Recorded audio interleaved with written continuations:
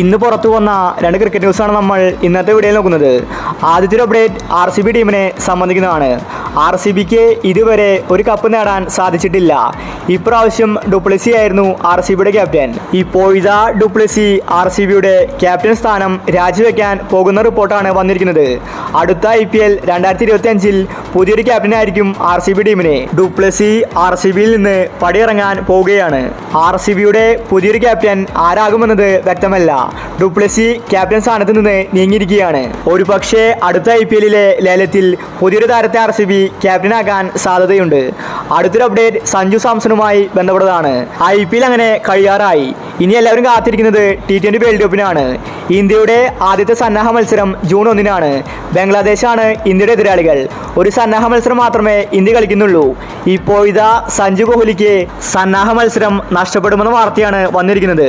Indian team 2 ബാച്ചായിട്ടാണ് world കപ്പിന് പോകുന്നത്. ആദ്യത്തെ ബാച്ചിൽ രോഹിത് ശർമ്മയും അതുപോലെ പ്ലേ ഓഫിൽ കളിക്കാത്ത താരങ്ങളുമുണ്ട്. രണ്ടാമത്തെ ബാച്ചിലാണ് സഞ്ജുവും കോഹ്ലിയും പോകുന്നത്.